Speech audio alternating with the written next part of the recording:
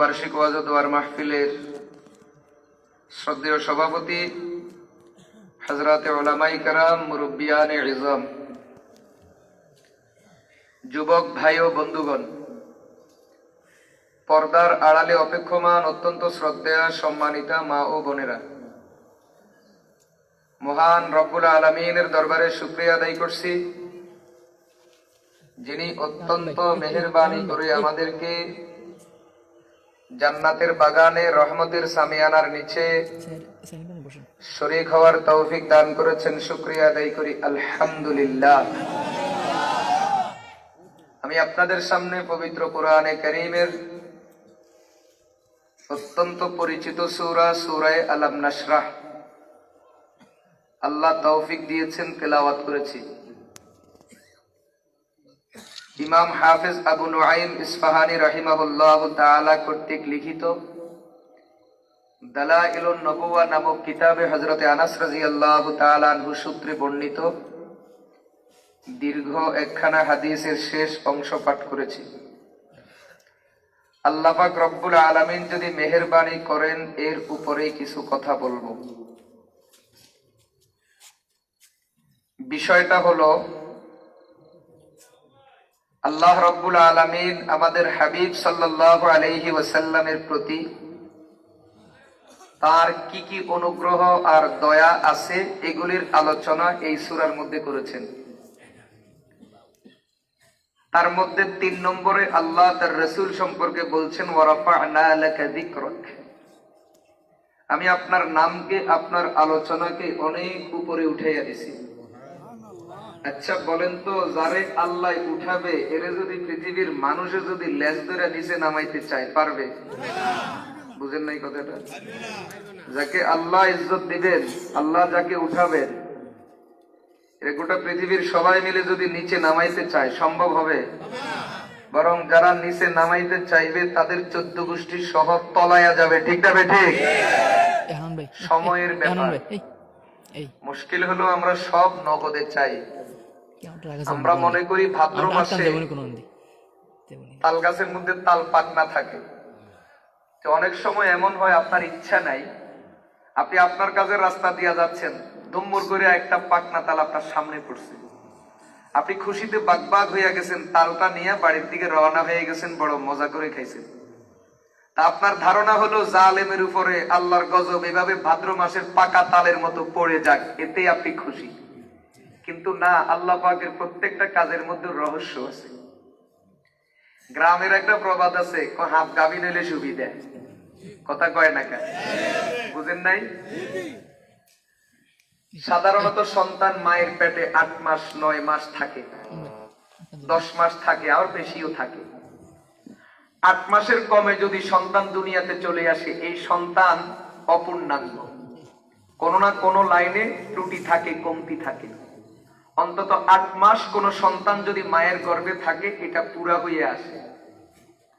তো কারো কারো বিপদ আসার, মুসিবত আসার, আল্লাহর পক্ষ থেকে আযাব ও গজব আসার একটা পরিপূর্ণ নেশাব আছে, নেশাবটা পূরণ হইতে হবে। এরপরে যখন গজব আসা শুরু হবে, তো একসাথে আসবে, এমন আশা আসবে তা 14 গোষ্ঠীর তলায়া দিবে। ঠিক না ঠিক? মুশকিল হলো আমরা মানুষ, আমাদের ধৈর্য কম, আমরা চাই সব নগদে হইয়া যায়। আমরা নগদে বিশ্বাসী, নগদ 100। বুঝে আসছে? কেউ যদি বলে যে আপনাকে বিকালে 5000 টাকা দিব, আর যদি বলে এখন আপনাকে 500 টাকা দিব, আপনি কইবেন বিকাল বাদ দে, আমি এখন 500 টাকা নিয়ে যাই, বিকাল বাকিটা কি, এটা আমি বিশ্বাস করি না। ঠিক না ঠিক? কিন্তু অনেক ক্ষেত্রে নগদের চেয়ে বাকি ভালো। কথা বলেন না কেন? নগদের চেয়ে কোনটা ভালো? আল্লাহ আমাদেরকে বুঝার তৌফিক দান করুন। আজকে আমাদের সবরের বড় অভাব। আমরা সবর শিখে আমরা সবর ভুলে গেছি, সবর শিখতে পারি নাই। যেই মুসলমানের জীবনে সবর যত কম, তার জীবনে বিপদ তত বেশি। যার জীবনে সবর যত কম, তার জীবনে অশান্তি তত বেশি। আজকে একটা উদাহরণ পেশ করি। দাম্পত্য জীবনে ভাঙ্গনের ঘটনা পাওয়া যায় না, তালাক, বিচ্ছেদ, হ্যাঁ, স্বামী স্ত্রীর বিরুদ্ধে মামলা, স্ত্রী স্বামীর পক্ষের বিরুদ্ধে মামলা, আসেনি ঘটনা? আমি মনে করি সবগুলোর পিছনে মূল কারণ ধৈর্যের অভাব। কিসের অভাব? আগের মা বোনরা যেই পরিমাণ ধৈর্য সহ্য ছিল, স্বামীর বাড়ির কোনো সুবিধা অসুবিধা দেখলে যেই পরিমাণ মেনে নিত, এখন আর মেনে নেওয়ার প্রশ্ন আসে না, কিছু হইলেই নগদ অ্যাকশন। কথা বলেন না কেন? এই কারণে দাম্পত্য জীবনে আল্লাহর গজবের আগুন জ্বলা শুরু হইয়া গেছে, ঠিক কিনা বলেন? অথচ আগে অভাব অনটন বেশি ছিল, তখন কিন্তু সংসারে তো ভাঙ্গে নাই। আজকে খাবার দাবার জামা কাপড় কোনো কিছুর অভাব নাই, এরপরও সংসার টিকে না। কারণ সবরের বড় অভাব, সবর দুনিয়া থেকে উঠে গেছে। কথা বলেন না কেন? আল্লাহ আমারে তৌফিক দিছেন, কিছু সময় শিখের ভিতরে ছিলাম। কিসের ভিতরে? শিখের ভিতরে। 14 শিখ বলে, 14 শিখের ভিতরে কিছুক্ষণ ছিলাম। তো ওখানে অনেক আমার মতো এরকম অনেক ভাইয়ের সাথে দেখা হয়েছে। জিজ্ঞাসা করলাম, কি কারবার ঘটাই আসছো, কেন আসছো? এর মধ্যে অনেকের থেকে জবাব পাইছি, পারিবারিক জীবনের ঝামেলা, বউ মামলা দিছে। কে মামলা দিছে? তাহলে আজকে বর্তমান সমাজে স্ত্রীর মামলায় বহু স্বামী জেল খাটতেছে। কারণ কি? ধৈর্যের বড় অভাব। ধৈর্য এই সমাজ থেকে উঠে গেছে। আমি আপনাকে একটা কথা জিজ্ঞাসা করি, মা ও বোন, আমি আপনার পায়ে হাত দিয়ে জিজ্ঞাসা করি, আপনি বলেন তো আপনার এই স্বামীটা খারাপ, এই জন্য তার বিরুদ্ধে মামলা দিয়ে আপনি তার থেকে বিচ্ছেদ চাইতেছেন, তো পরে যে বিয়ে বসবেন সে তো আব্দুল কাদের জিলানী। বলেন না, বলেন না, সে আব্দুল কাদের জিলানী। আপনি আব্দুল কাদের জিলানির কাছে বিয়ে বসার জন্য বদমাশটার থেকে বিচ্ছেদ চাইতেছেন। আবার আমাদের দেশের কিছু যুবক ভাই আছেন, ওনারা বিবির উপর বিরক্ত হইয়া, ওনারা বিবিকে তালাক দিয়া অন্য নারীর সাথে ঘর সংসার করার চিন্তা করেন। অনেকে আছে আগে একটা ঠিক করে রাখে, মোবাইলে যোগাযোগ, প্রেম প্রীতি পরকিয়া চলছে, এটারে তালাক দিয়া ওইটারে বিয়ে করবে। আসেনি? আসেনি? আমি আপনাকে জিজ্ঞাসা করি, আপনি এই বউ দিয়া শান্তি পান না, পরেরটা তো রাবেয়া বসরি আসবে। এই জন্যই তো রাবেয়া বসরির আশায় নিজের এই বিবিকে তালাক দেওয়ার চিন্তা করতেছেন। কথা বলেন না কেন? গ্রামে মুরব্বীরা একটা কথা বলে, আগেরটা বউ পরেরটা জঙ্গল। আপনি খেয়াল রাখবেন, আপনার আগের বউ আপনাকে যতটুকু কষ্ট দিছে, পরেরটা আপনার 14 গোষ্ঠীরে জ্বালাই ছাড়বো। আগের বউ যদি আপনারা আসামি বানায়, পরের বউ 14 গোষ্ঠীরে আসামি বানাইবে। কথা বলেন না কেন? সুখ দুঃখের মালিক কে? এজন্য দাম্পত্য জীবনে ভাঙ্গন, তালাক, বিচ্ছেদ এটা আল্লাহ পছন্দ করেন না। তালাক দেওয়ার অনুমতি আল্লাহ একবারে নিরুপায় হওয়ার ক্ষেত্রে প্রদান করেন, না হয় তালাক এটা ঘৃণিত কাজ। আল্লাহ আমাদেরকে বুঝার তৌফিক দান করুন। আজকে মুসলমানের জীবনের বড় সমস্যা, মুসলমানের সংসার টিকে না। আল্লাহ আমাদের সংসার গুলাকে টিকানোর তৌফিক দান করুন, আমিন বলেন। এক কথা বলতে গিয়ে আরেক দিকে চলে গেলাম। তো মুসলমান বলতেছিলাম,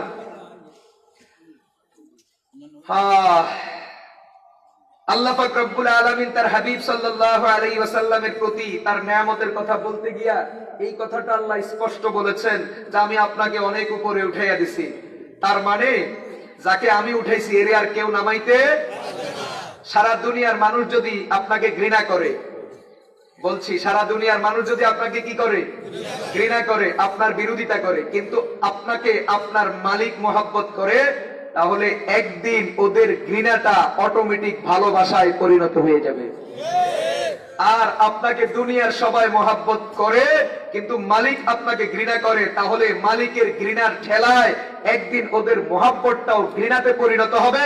তখন মানুষ বলবে, লোকটারে বড় ভালো মনে করছিলাম, হায় হায় আমরা ধোঁকা খাইছি, লোকটা তো আস্থা নষ্ট। ঠিক না বেটি? আল্লাহ মুহূর্তের ভিতরে ভালো খেয়ালকে মন্দ খেয়ালে পরিণত করেন, মন্দকে ভালোতে পরিণত করেন। একটা মানুষকে দেখতেছেন আপনি উল্টা, কিছুক্ষণ পরে লোকটা সোজা। একটা মানুষকে দেখবেন সোজা, কিছুক্ষণ পরে দেখবেন লোকটা উল্টা। সবকিছু করেন কে? কিন্তু আল্লাহর প্রতি আমাদের ঈমানের বড় অভাব। এটা আমরা সব সময় স্মরণ রাখতে পারি না। বিশেষ করে যখন আমরা বিপদে পড়ে যাই, তখন এই কথাটা অনেক সময় খেয়াল থাকে না। আর বিপদের মুহূর্তে যে এই কথাটা যত বেশি ভুলবে, সে বিপদে তত বেশি হতাশ হবে।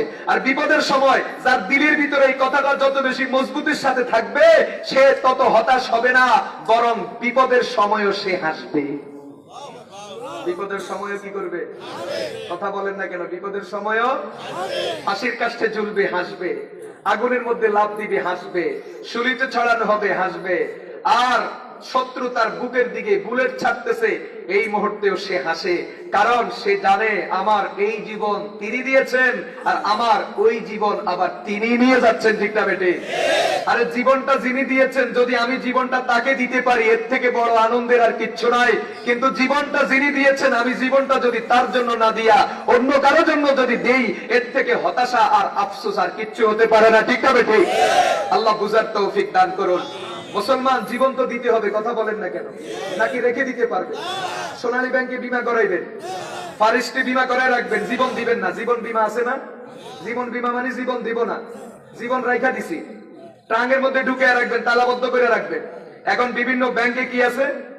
একটা হলো locker, locker saving account, current account, locker, locker আছে বিভিন্ন ব্যাংকে। লকারে ঢুকে রাখবেন, জীবন কাউকে দিবেন না, না দেওয়া লাগবে। তো জীবন যদি দেওয়াই লাগে কাকে দিবেন? যিনি আপনাকে জীবনটা দিয়েছেন তাকে দিবেন। ঠিক না বেঠিক? যিনি আমাকে জীবন দিয়েছেন, যদি আমি আমার জীবনটা আবার তাকে দিতে পারি, তার জন্য দিতে পারি, তো আমার থেকে বড় সুখী, বড় ভাগ্যবান আর কেউ হতে পারে না। কিন্তু আফসোস, যদি আমার জীবনটা তার জন্য ব্যয় না হইয়া অন্য কারো জন্য যদি ব্যয় হয়, এর থেকে আফসোস আর কিছু হতে পারে না। ঠিক কিনা বলেন মুসলমান? এই কথাটা সব সময় সর্ব অবস্থায় আমাদেরকে আল্লাহ পাক স্মরণ রাখার তৌফিক দান করুন, আমিন বলেন। মুসলমান, বলতেছিলাম তো আল্লাহ তার হাবিবকে বলেন, আমি আপনাকে অনেক উপরে উঠাইয়া দিছি। কোথায় উঠেছি? আমাদের রাসূল সাল্লাল্লাহু আলাইহি ওয়াসাল্লাম দালাইলুন নবুওয়ার বর্ণনা, আল্লাহকে জিজ্ঞাসা করেছেন, আল্লাহ আপনি এক এক নবীকে তো এক এক পুরস্কার দিছেন। হ্যাঁ, মুসা আলাইহিস সালামকে একটা দিছেন, ইব্রাহিম আলাইহিস সালামকে একটা দিছেন, দাউদ আলাইহিস সালামকে একটা দিছেন, এরপরে হযরতে ঈসা আলাইহিস সালামকে একটা দিছেন, সুলাইমান আলাইহিস সালামকে এক একটা দিছেন। 5 জন নবীর নাম উল্লেখ করছেন। উল্লেখ করে এরপরে বলেন, তো আল্লাহ আপনি আমাকে কি দিছেন? সুবহানাল্লাহ বলেন। দেখেন কেমন প্রশ্ন। এই প্রশ্ন তো যেই কেউ করার সাহস রাখেন। আল্লাহ আপনি এক একজনকে এক একটা দিছেন, তো আমাকে কি দিছেন? আল্লাহ পাক রব্বুল আলামিন জবাব দিলেন, আমি আপনাকে কোনটা দিই নাই সেটা বলেন। সুবহানাল্লাহ বলেন। আপনি তো বলেন আমি আপনারে কি দিছি। আমার কথা হলো আমি দিনও কোনটা সেটা কোন, আমি দিতে রাজি আছি। আপনি কি ভুলে গেছেন? আওয়ালাইসা কাদ আতাইতুকা আফজালা মিন যালিকা কুল্লিহি, আমি প্রত্যেক নবীকে যত নিয়ামত দিয়েছি দুনিয়া আখিরাতে, সব নিয়ামত আমি আপনাকে দিয়েছি তো দিয়েছি, বরং সমস্ত নবীর থেকেও আমি আল্লাহ অতিরিক্ত আপনাকে 3টা পুরস্কার দিয়েছি, যেটা কোন নবীকে দেই নাই আর কাউকে দিব না। 1 নম্বর, ইন্নী লাম উযকার ইল্লা যুকিরতা মাই, যেইখানে আমার নাম সেখানে আমি আপনার নামও ঢুকাইয়া দিছি। কথা বুঝে আসছে? এই কথার ব্যাখ্যা একটু পরে দিচ্ছি, তার আগে শুনেন। পৃথিবীতে বর্তমানে ভাষা কয়টা আছে জানেন আপনারা? জানেন না? বর্তমান পৃথিবীতে ভাষা চলে 6,500। কয় হাজার? আর মূলত ভাষার সংখ্যা কত? তাফসীরে রুহুল মাআনি সূরা বাকারার তাফসীরে লেখা আছে, মূলত পৃথিবীতে ভাষার সংখ্যা 7 লক্ষ। কত লক্ষ? ভাষাগুলো কে বানাইছেন? এই জন্য আমরা কোন ভাষার বিরোধিতা করি না, কারণ সব ভাষা কার বানানো? বলেন কার বানানো? আল্লামাহুল বায়ান। আল্লাহ বলেন, তোমারে আমি যেমন বানাইছি, ঠিক তোমার এই কথা বলার জন্য আমি আল্লাহ তোমার ভাষাও দিছি। বুঝেন নাই কথাটা? আল্লাহ ভাষা বানাইছেন কয়টা? 7 লক্ষ। তো পৃথিবীতে কখনো কোনো ভাষা মরে, কোনো ভাষা জীবিত হয়। এইভাবে জীবন মৃত্যুর খেলা 7 লক্ষ ভাষার ভিতরে চলবে। বর্তমান 6,500 আছে, কয়দিন পরে এটা থাকবে না। কয়দিন পরে এটা কি? আচ্ছা, আমরা যখন বাংলা ভাষায় কথা বলি, বাংলা কি আসলে বাংলা ছিল? বাংলাটা আছে হিন্দু ভাষা থেকে। কোনখান থেকে? হিন্দু ভাষা মরে গেছে, এখন বাংলা ভাষা তৈরি আছে। হিন্দু নয়, ইন্দো। ইন্দো ইন্দো বাংলা ভাষার ইতিহাস পড়বেন, বাংলা কিসের থেকে আসছে। এটাই নিয়ম, পৃথিবীতে একটা ভাষা মরে আর একটা ভাষা জন্মগ্রহণ করে, কিন্তু ওই 7 লক্ষের ভিতরে খেলাটা চলবে। তো আল্লাহ পাক রব্বুল আলামিন ভাষা পয়দা করছেন 7 লক্ষ। কত লক্ষ? মজার একটা কথা শুনাই, আপনারা স্কুল মাদ্রাসা পড়ছেন না? আলিফ বা তা সা, এটা পড়তে উস্তাদ আমাদেরকে যেভাবে মাশক করান, বিশুদ্ধ পড়া লেখা, এটা শিখতে 1 বছর লাগে। লাগে না? নুরানি প্রথম জামাতের কাজের তো এটা, আলিফ বা তা সা শিখানো। ক খ গ এগুলা শিখতে স্কুলে শিশু 1 পুরাটা চলে যায়, যায় না? তাইলে আমার আর আপনার 1টা 2টা ভাষা শিখতে, বর্ণমালার পরিচয় পাইতে 1 বছর ব্যয় হয়। আপনি আজব বিষয় হলো 7 লক্ষ ভাষাকে একসাথে এক সবকে একবারে ভাষার গ্রামার ব্যাকরণ সহ আল্লাহ পাক আদম আলাইহিস সালামকে এক সবকে জান্নাতের মধ্যে বসাইয়া শিখাইয়া দিয়েছেন। আপনি চিন্তা করছেন নবীরা কি পরিমাণ ব্রেনি, মেধাবী? আপনি মেধা কি মনে করছেন? আপনি মনে করেন হুজুর আরে আজকের বিজ্ঞান বোমা বানাইছে, আজকের বিজ্ঞান রণতরী বানাইছে, আজকের বিজ্ঞান বোমারু বিমান বানাইছে, আজকের বিমান অস্ত্র বানাইছে, আজকের বিমান এমন যন্ত্র আবিষ্কার করছে যেটা পানির মধ্যে চলে জাহাজের মতো, রাস্তায় চলে গাড়ির মতো, আকাশের মধ্যে উড়ে বিমানের মতো। আরে বিজ্ঞানের কি উন্নতি! আরে মানুষ আজকে মেধা দিয়া গবেষণা করে কত কিছু বাইর করছে। বাইর করছে, সজ্জারা বাইর করছে, ঠিক না বেটি? সবগুলাই ঘুরে গাড়ায় মানুষ মারার যন্ত্র। কথা বলেন না কেন? আরে ভাই, আল্লাহ পাক রব্বুল আলামিন আম্বিয়া আলাইহিমুস সালামকে কি পরিমাণ মেধা শক্তি দিয়েছেন, কি পরিমাণ জ্ঞান বুদ্ধি দিয়েছেন। আদম আলাইহিস সালাতু ওয়াস সালাম আল্লাহর এক পয়গম্বর, এক মুহূর্তের মধ্যে এক সবকে আল্লাহ পাক রব্বুল আলামিন উনাকে একটা দুইটা নয় একসাথে 7 লক্ষ ভাষা আল্লাহ তাকে মুখস্থ করাইয়া দিয়েছেন। বলেন সুবহানাল্লাহ। আদম আলাইহিস সালাম জান্নাত থেকে 7 লক্ষ ভাষা শিখা তারপরে দুনিয়াতে আসছেন। মুসলমান বলতেছিলাম 7 লক্ষ ভাষার মধ্যে সবচেয়ে শ্রেষ্ঠ ভাষা কোনটা? আপনি কইবেন ইংরেজি, আন্তর্জাতিক ভাষা ইংরেজি। আরে আরবি যদি, ইংরেজি যদি আন্তর্জাতিক হয় তাহলে আরবিটা হলো ওভার ইন্টারন্যাশনাল, মানে আন্তর্জাতিকের উপরের, আন্তর্জাতিকের উপরের উপরের আরো বড় আন্তর্জাতিক। ঠিক না বেঠিক? বলে হুজুর কেন? আমি আগেই বলছি, গায়ের জোরে কথা বলার দরকার নেই, কারণ দলিলের জোর আছে। আরে কথা কয় না? যেই বেড়ার নামে জমিনের দলিল, জমা খারিজ, খতিয়ান, রেস্টুরি সব আছে, এই কি গাজর দেখান লাগে? গাজর দেখাই তো কার? যার দলিলও নাই, জমা খারিজও নাই, খতিয়ানও নাই, ট্রেসিংও নাই, খাজনাও নাই, কিচ্ছু নাই। রাতের অন্ধকারে 5 কয়টা গাড়ি দিয়ে গরুড়ে আলেছে। কথা কয় না? গায়ের জোর বেশি দিন টিকে না। আজকে গায়ের জোরে অনেকে অনেক কিছু খেলতে চায়। এই গায়ের জোরের খেলা বেশি দিন টিকবে না, দলিলের খেলাই ঠিক থাকে। কথা বলেন না কেন? মুসলমান বলতেছিলাম গায়ের জোরে কথা বলার দরকার নাই। আরবি ভাষা যে আন্তর্জাতিক ভাষা, এটার জন্য দলিল শুনেন। 1 নম্বর দলিল, জান্নাতে অন্য কোন ভাষা চলবে? ইংরেজি ভাষা চলে, বাংলা ভাষা চলে, হিন্দি ভাষা চলে, চাইনিজ কেরালা চলে, রাশিয়ান চলে, কোন ভাষা জান্নাতে চলে না। আদম আলাইহিস সালাম যতদিন জান্নাতে ছিলেন আরবি ভাষায় কথা বলেছেন। এই কথা শুনছেন তো সুবহানাল্লাহর আওয়াজ কি হয়েছে? বলে হুজুর ভাত খাই আসছেন আপনি?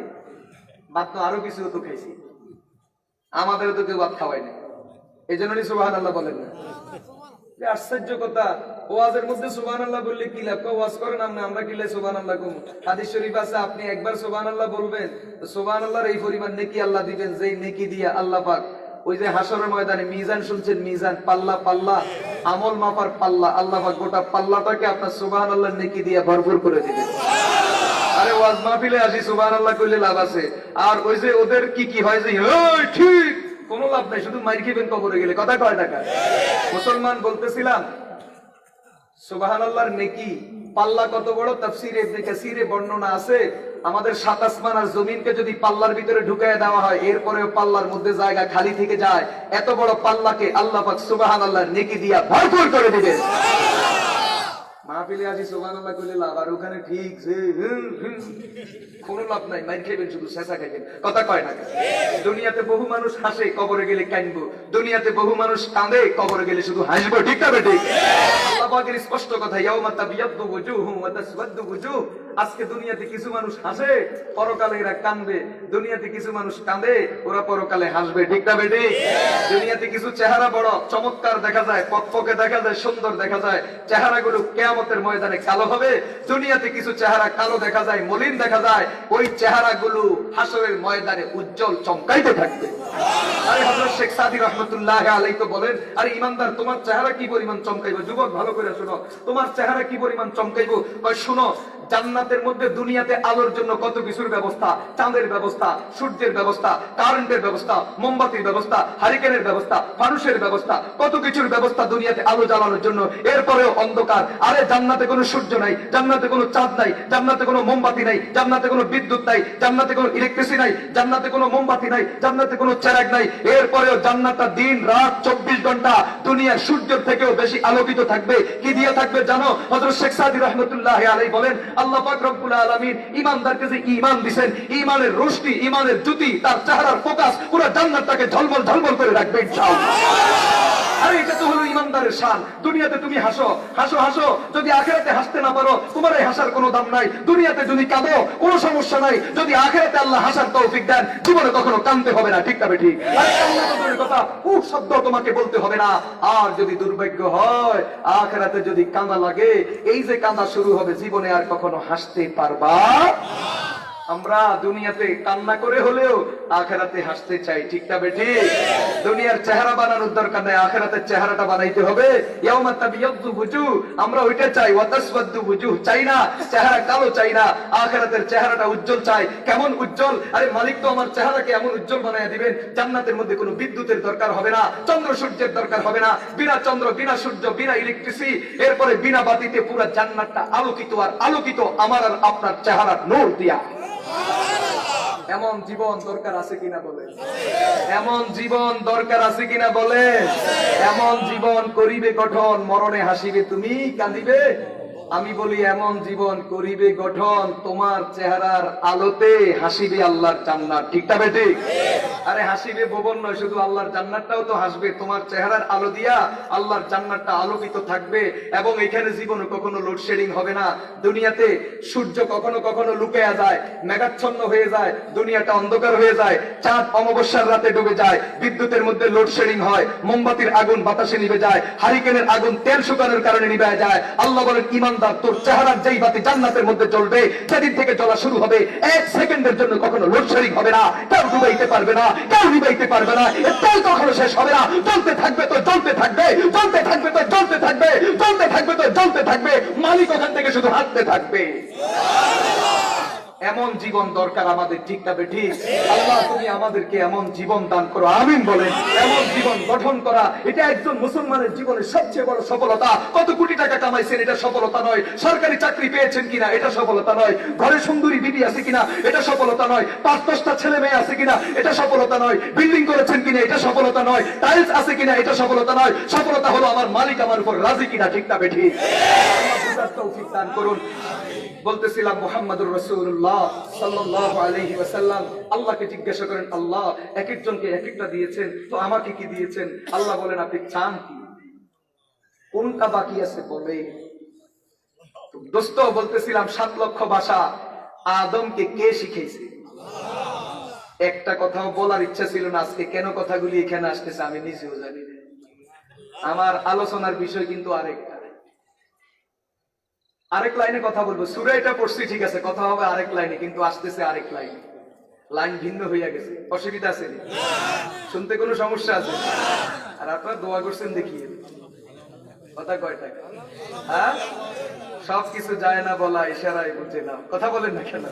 আপনারা দোয়া করছেন দেখেই আমরা মনে করি দোয়ায় এক একজন এক একটা মনে করে। কেউ মনে করে টাকার বল, কেউ মনে করে জনের বল, কেউ মনে করে ধনের বল, এক একজনে এক একটার বল মনে করে। আমরা গরিবের বাচ্চা, গরিবের গোষ্ঠী, আমরা মনে করি আমাদের কোনো বল নাই, আমাদের হলো চোখের পানির বল। ঠিক আছে?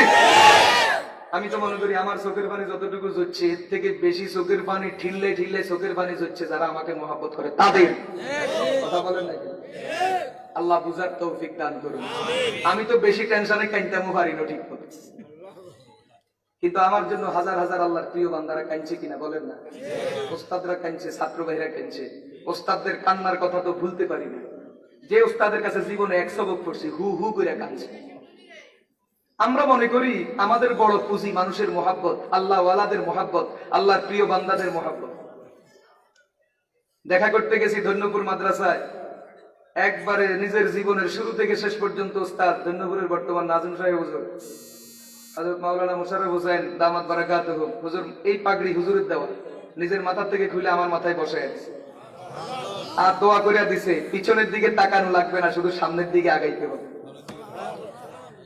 কথা বুঝে আসছে? তখন মনে মনে ভাবতেছিলাম মরহুম হযরত রহমতুল্লাহ আলাইহি যদি থাকতেন আজকে দৃশ্যটা না জানি কেমন হইতো। আপনাদের খতিব সাহেবের আব্বা, আমাদের বড় ভাই হযরত মাওলানা বুরহানুদ্দিন বারাকাল্লাহু ফি হায়াতিহি তাইয়্যিবা, ওনার আব্বাজান মরহুম হযরত যদি আজকে থাকতেন, হাফেজ আনসারউদ্দিন রাহমাতুল্লাহি আলাইহি, না জানি আজকে ধন্যপুরের দৃশ্যটা কেমন হইতো। মনে মনে ভাবতেছিলাম, আর উস্তাদ মাথার উপর দিয়ে হাত বুলাইয়া দোয়া করতেছেন। তো আমরা মনে করি আমাদের জীবনের বড় পুঁজি এটা। আমাদের কিচ্ছু নাই, তোমাদের অনেক কিছু আছে, তোমাদের টাকা আছে, এই পাওয়ার সেই পাওয়ার, আমাদের কোনো পাওয়ার নাই। আমাদের গরিবের একটা জিনিস আছে, আমরা চোখের পানি দিতাম পারি। গ্রামের বাজারে কত হলো আমরা কাইনটা মারি আর কিচ্ছু হারি না, কথা কয় না, ঠিক না বেশি? আমরা কাইনতাম হারি, কাঁদাইতাম হারি। আয় একজনে যা কাঁদছি না কাঁদছি, কিন্তু বহু মানুষের কাঁদাই লোয়াইছি, কথা কর না কাজ। আল্লাহ পাক তো আমাদেরকে এটাই দিছেন, এটা ছাড়া আমাদের আর কোনো পুঁজি নাই। তবে মুসলমান এই কথাটা খেয়াল রাখবেন, এই কান্নার দৌলত যদি আপনার কাছে থাকে তো দুনিয়ার কোথাও আপনি ঠেকবেন না, কিন্তু যেদিন আপনি কান্না ভুলে যাবেন সেদিন থেকে আপনার প্রত্যেক পদে পদে ঠেকা শুরু হবে, ঠেকাকে উদ্ধার করতে পারবে না। যাই হোক, কথা চলে গেল ভিন্ন লাইনে। বলতেছিলাম মুসলমান 7 লক্ষ ভাষা, আন্তর্জাতিক ভাষা আরবি। কেন? জান্নাতে আরবি ছিল, আর কোনো ভাষা ছিল না। আদম আলাইহিস সালাম জান্নাত থেকে যখন দুনিয়াতে আসছেন, তাফসীরের কিতাবে লেখা আছে আদম আলাইহিস সালাম সর্বপ্রথম আরবিতে কথা বলছেন। তাহলে পৃথিবীর প্রথম ভাষা কি? বুঝেন নাই কথা? পৃথিবীর প্রথম ভাষা কি? পৃথিবীর প্রথম নেতৃত্ব কার হাতে? আদম আলাইহিস সালামের হাতে। প্রথম নেতৃত্ব যার হাতে তার ভাষা কি? আর পৃথিবীর সর্বশেষ নেতৃত্ব হযরতে মাহদী আলাইহিস সালাম এবং হযরতে ঈসা আলাইহিস সালাম, উনাদের হাতে। উনাদের ভাষাও হবে আরবি। কথা বলেন না কেন? আরে মাঝখান দিয়ে আমরা কয়দিন এদিক সেদিক করি, আরি শুরু আরবি শেষও আরবি। কথা বলেন না কেন? পৃথিবীর শুরু নেতৃত্ব কার হাতে? আরবি ভাষার হাতে। পৃথিবীর শেষ নেতৃত্বটাও কার হাতে? বলেন না, বলেন না, কার হাতে? কার হাতে? আন্তর্জাতিক ভাষা আপনি কোনটাকে বললেন? আচ্ছা, আরেকটা কথা শুনেন, আরেকটা কথা শুনেন। আরবি যুগে যুগে দুনিয়াতে আসেনি। ইব্রাহিম আলাইহিস সালামের ভাষা আরবি, ইসমাঈল আলাইহিস সালামের ভাষা আরবি। সুবহানাল্লাহ বলেন। ইউসুফ আলাইহিস সালাম 72টা ভাষা জানতেন, তার মধ্যে এক ভাষা ছিল তিনি আরবি জানতেন। সুবহানাল্লাহ বলেন। কোরআনের ভাষা কি? ইসলামের ভাষা কি? জান্নাতের ভাষা কি? কবরে গেলে 3 প্রশ্ন হবে, কোন ভাষায়? তাহলে বোঝা গেল আরবি ভাষা মাটির নিচেও চলে। মার রব্বুকা নাকি না what is your god name জিজ্ঞাসা করব, তোমার রব কে? মার রব্বুকা ভাষা কি হবে? এখানে মুসলমান মনে মনে ভাবতেছেন, হুজুর তো আমরা তো ধরা আপনারা মৌলবীরা বাঁচিয়ে যাবেন কারণ আপনারা আরবি ভাষা জানেন। চিন্তা করার কোনো কারণ নেই। তাফসীরে কুরতুবীতে হযরত আব্দুল্লাহ ইবনে আব্বাস রাদিয়াল্লাহু তাআলা আনহুমা সূত্রে এক চমৎকার বর্ণনা আছে। বর্ণনাটা হলো, মুসলমান যদি বিশুদ্ধ ঈমান নিয়ে দুনিয়া থেকে যেতে পারেন, শিরিক মুক্ত বিশুদ্ধ ঈমান নিয়ে যদি দুনিয়া থেকে যেতে পারেন, মৃত্যুর সাথে সাথে আল্লাহ আপনাকে বিশুদ্ধ আরবি ভাষায় কথা বলার এবং আরবি ভাষা বুঝার অনন্ত অসীমকালের জন্য তৌফিক দিয়ে দিবেন। লস হয়েছে না লাভ হয়েছে? আমরা শিখি লাভবান, আপনারা না শিখিও লাভবান। কথা বলেন না কেন? আরবি ভাষায় কথা বলার তৌফিক দিবেন কে? আরবি ভাষা বুঝার তৌফিক দিবেন কে? যে আল্লাহ আমাকে এত বড়, অনেকে আছে বিদেশ যাই, কিরে বাবা গর্বিটা বেশি করে বিদেশ আড়াইছি, তো আঙ্গুর ঋণ কোনদিন পরিশোধ দেবো? কামা আমি তো ভাষাও বুঝি না, বেলতলাই কামে। এই মফিজের 6 মাস লাগে ভাষা শিখতে। আল্লাহ কয় তুইও কি এরকম নি কবরে যায় বেলতলাই কান্দা কিয়া কয়, আমি তো এগুলা বুঝি না। হাসরের ময়দানে 5 প্রশ্ন। কয় প্রশ্ন? কয় প্রশ্ন? 5 প্রশ্ন। বলেন আরবি না ইংরেজি? তা আপনি কইবেন আল্লাহ আমি তো 6 মাস সময় দেন, আমি একটু ভাষা শিখি লই। তারপরে এখন আছে বর্তমানে বিদেশ যাওয়ার আগে বিভিন্ন জায়গাতে ভাষা শিক্ষার কোর্স আছে, যাওয়ার আগে শিখি লইবেন নি। আব্দুল্লাহ ইবনে আব্বাস রাদিয়াল্লাহু তাআলা আনহুমা বলেন, চিন্তার কোনো কারণ নাই, বিশুদ্ধ ঈমান নিয়ে যদি দুনিয়া থেকে যেতে পারো, আল্লাহ মৃত্যুর সাথে সাথে বিশুদ্ধ আরবিতে কথা বলার এবং আরবি ভাষা বুঝার যোগ্যতা 100% দিয়া দিবেন। বুঝেন নাই কথাটা? বুঝেন নাই? আরে দুনিয়াতে তো কেউ 100 নম্বর, কেউ 99 নম্বর, কেউ 98 নম্বর, আবার কেউ ফেল নম্বর 33 টানের গোড়া দিপাস। আল্লাহ বলে আমার কাছে এটা নেই, ইয়ানে নম্বর ব্যয় করে হমান হমান করে দিবেন। দিবেন কে? কারণ কি? কারণের নাম ঈমান। সবচেয়ে বড় কারণ কি? বিশুদ্ধ ঈমান দরকার আছে কিনা? আজকে আমরা মুসলমান দলে দলে ঈমান হারাইতেছি, খবরও নাই। খবরও নাই আমরা যে ঈমান হারাইতেছি। কেউ কথা বলে ঈমান হারায়, কেউ কাম করে ঈমান হারায়, কেউ বিশ্বাস করে ঈমান হারায়। উল্টাপাল্টা বিশ্বাসের কারণে ঈমান যায়, উল্টাপাল্টা বলার কারণে ঈমান যায়, উল্টাপাল্টা করার কারণে ঈমান যায়। ঠিক তবে ঠিক। আগামীকাল কোন দিবস? এই না, যুবকেরা যদি এটা না বুঝে তো এটা বুঝবে কে? 14ই ফেব্রুয়ারি আসতেছে নি। নতুন করে শুনছে না, আমি বেহায়া টেহায়া এত কথা কইতাম একটা না, এত ওয়াজ আমি জানি না। আর আমি এখন সতর্ক, যেমনি হেমনে কথাও বলি না, শুধু এতটুকু বলি, আগামীকালকে বাংলাদেশে লক্ষ লক্ষ মুসলমান নতুন করে বেঈমান হবে। কেন? একটা হলো গুনাহ। গুনাহ করা এক জিনিস, আপনি গুনাহ করছেন, আল্লাহ চাইলে মাফ করবেন, আল্লাহ চাইলে ফিরা দিবেন। কিন্তু গুনারে যদি বৈধ মনে করেন, হালাল মনে করেন, সাথে সাথে ঈমান শেষ, বেঈমান হইয়া যাবেন। ঠিক না বেঠিক? এই আগামী কালকে 14 ফেব্রুয়ারি বিশ্ব বেহায়া দিবস উপলক্ষে বাংলাদেশের হাজার হাজার যুবক যুবতী নতুন করে বেঈমানের খাতায় নাম লেখাইব। আমি যেমনি এমনি ওয়াজ করি আর ফেক্টান্ন বিপদে পড়তাম। কথা বলেন না কেন? শুধু এতটুকু বলি দিলাম, আগামী কালকে নতুন করে বহু মানুষ কি হইব। আল্লাহ আপনি আমাদের সমাজকে হেফাজত করেন, আমি হলে আরো হেফাজত করেন, আপনাদেরও হেফাজত করেন। আমি একা হেফাজতই কি লাগে, কথা কয় টাকা। আমি একজন বাঁচতে কি মরলে কি, মুসলমান আল্লাহর বান্দা আল্লাহর গোলাম বাঁচি থাকলে লাভ, কারণ জমিনের প্রত্যেকটা কোনায় কোনায় আল্লাহর নামে সেজদা হবে। ঠিক না বেটি? কথা বলেন না কেন? জমিনের প্রত্যেকটা বালুর উপরে ধুলা কণার উপরে আল্লাহর নামে সেজদা করবে ইমানদার। এজন্য ইমানদার বেঁচে থাকলে লাভ আছে। আল্লাহর কাছে দোয়া চাই, দোয়া করি আল্লাহ যেন সমস্ত ইমানদারকে ইমানের উপরে মৃত্যু পর্যন্ত থাকার তৌফিক দান করে। কথা লম্বা হইয়া যাইতেছে। 7 লক্ষ ভাষা, কয় লক্ষ ভাষা? কবরে আসেনি, কবরে আর কোনো ভাষা চলবনি। হাসর ময়দানে আসেনি, আর কোনো ভাষা চলবনি, চলবে। আচ্ছা আর কোথায় আছে? আমরা কোরআন শরীফ খুঁজলে পাই যে আরবি ভাষা মাছের ফেডির ভিতরে। কোথায় আছে? বলে হুজুর প্রমাণ কি? প্রমাণ হইল হযরত ইউনূস আলাইহিস সালাম, আল্লাহর এক পয়গম্বর। কি নাম? ইউনূস আলাইহিস সালাম। 40 রাত মাছের পেটের মধ্যে কাটাইছেন। তো উনি ওখান থেকে বাঁচার জন্য দোয়া একটা পড়ছেন। কি দোয়া? অন্ত একটু এই 2-4 জনে জানে, বাকি এলাকা জানে না। এরা জীবনে কোনোদিন শুনে না। তো বলিছি এটা করে গুলো হইব কেন? ওই না তার নামে, না তোর নামে তো জামি খেতে স্লোগান মারেন, হেঁটে কি হইব? যেগুলা করে কবরে গেলে ফিরে গেবেন, হেঁটে খুব গলা ফড়াই করতে পারেন। আর যেগুলা করে আল্লাহ মাফি মাফি শুধু নেকি দিদি বেচতে দিয়া দিব, এরা চুপ করি বইটান দিয়া। আর আমি তো কইছি এগুলা কইতেন না। এখন থেকে আমি তো কত হিসাব করি করি কথা বলি। আগে কিছু বিনা হিসাবে কইলো, তো এখন আর বিনা হিসাবে কই না। তো বলেছেন গেলে হিসাব করি, কথা বলেন না কেন? কি দোয়া, কি দোয়া? বলেন না, বলেন না, বলেন না মুসলমান। লা ইলাহা ইল্লা আনতা সুবহানাকা ইন্নী কুনতু মিনাজ জালিমিন। তিরমিজি শরীফের বর্ণনা, আল্লাহর হাবিব সাল্লাল্লাহু আলাইহি ওয়াসাল্লাম বলেন, আল্লাহর পয়গম্বর ইউনূস আলাইহিস সালাম মাছের পেটে থেকে যেই দোয়াটা পড়ছে, আমার কোন উম্মত যদি বিপদে পড়া আল্লাহর কাছে ওই দোয়া পড়ে যদি দোয়া করে, আল্লাহ তাকে বিপদ থেকে উদ্ধার করার ব্যবস্থা করে দেন।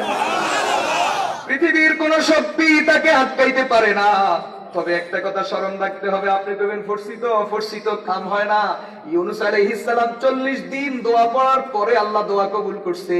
বোঝা গেল দোয়া কবুলের জন্য ধৈর্য দরকার। আজকে এখানেও মুসলমানের অধৈর্য। ঠিক না ঠিক? আপনি নগদে চান, রাত্রে ঢুকছি সকালে বাড়ি যান, রাত্রে ঢুকছি সকালে বাড়ি যান। আপনি কি এটা মনে করছেন? ইউনূস আলাইহিস সালাম কতদিন ছিলেন মাছের পেটে? 40 দিন লাগাতার পড়ার পরে আল্লাহ কবুল করছে। কথা কয় টাকা? 40 দিন পড়ার পরে আল্লাহ কিচ্ছে। আর আমরা কত না 2-4 বার হচ্ছি, তো রাত্রে ঢুকছি সকালে ফজর আগে বাড়ি যান। কথা কয় টাকা? হ্যাঁ, এই কথা বলা যায়। আল্লাহ ইউনূস আলাইহিস সালামের যে ঈমান, উনাল্লাহ 40 দিন কম হইছে, আর আমার যা ঈমান আল্লাহ 40 সেকেন্ডও বেশি। আল্লাহ আরে মাফ করে দেন 58। কথা কয় টাকা? দোয়া কি হইব? আল্লাহ আমরা যদি আমার ইউনূস আলাইহিস সালামের মতো পরীক্ষা করেন আমি শেষ। আমারও যদি হযরত সিদ্দিক আকবরের মতো পরীক্ষা করেন আমি শেষ। আমাকে যদি হযরত ওমরের মতো পরীক্ষা করেন আমার ঈমান শেষ। আমাকে যদি শেখুল হিন্দ মাহমুদুল হাসান দেওবন্দির মতো পরীক্ষা করেন ঈমান শেষ। আমাকে যদি হযরতে আওলাদ রাসূল সৈয়দ শাহ হুসাইন আহমদ মাদানির মতো পরীক্ষা করেন শেষ। হুসাইন আহমদ মাদানি রাহমাতুল্লাহি আলাইহি, তার উস্তাদ শেখুল হিন্দ মাহমুদ হাসান দেওবন্দি রাহমাতুল্লাহি আলাইহি দুইজনই জেলখানায় জীবন কাটাইছেন। হযরত হুসাইন আহমদ মাদানি রাহমাতুল্লাহি আলাইহি জেলখানা থেকে বাইর হন, তখন উনার এক ভক্ত বলে উনি জেলখানায় অনেক কষ্ট করছেন, অনেক কষ্ট পাইছেন, জালেম তাকে অনেক কষ্ট দিছে। জেলখানা থেকে কেউ আসলে আমরা বলি কারা নির্যাতিত মজলুম জননেতা কইনি। হযরত মাদানী রাহমাতুল্লাহি আলাইহি বলেন থামো থামো, আরে তুমি ভুল কইতেছো, আমি জেলখানায় কোনো কষ্ট করি নাই, বরং জেলখানায় যেই কদিন ছিলাম ওই কয়দিন সবচেয়ে বেশি আরামে ছিলাম। কারণ জেলখানার এমন কোন রাত যায় নাই যেই রাত্রে আমি ঘুমাইলে মুহাম্মদুর রাসূলুল্লাহ সাল্লাল্লাহু আলাইহি ওয়াসাল্লামকে স্বপ্নে না দেখতাম।